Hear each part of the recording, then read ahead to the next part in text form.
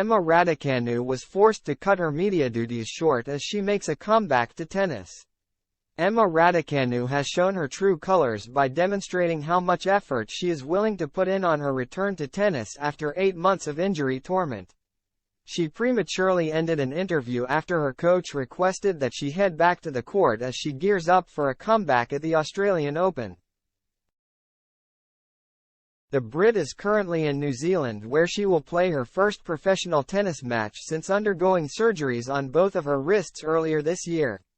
She has been granted a wildcard for the ASB Classic next week in preparation for the first Grand Slam of the year in Melbourne. The 21-year-old's attitude and work ethic have often been questioned since she won the US Open in 2021, but Raducanu has demonstrated a desire to get back to her top form next year. The World No. 298's media commitments and endorsements have been focused on by her critics, but she has shown a willingness to instead focus on the sport.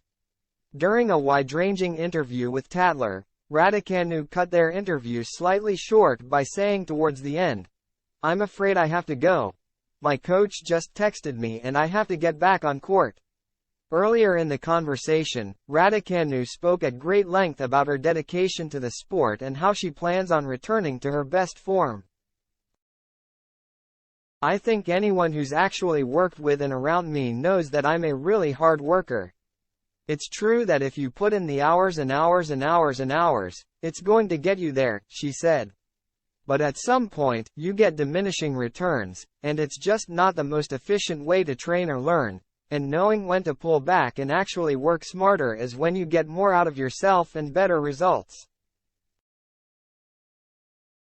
If something's not perfect, and I'm quite a perfectionist, I'll be nicer to myself, and just say, okay, it's fine. And sometimes when there's so much going on, I will put everything on pause, because I know now that's how I'm going to get the best out of myself." Whether that coach is Nick Cavaday remains to be seen, as who is present in her box will be interesting viewing, having parted ways with several top coaches since her glory on American soil 2 years ago.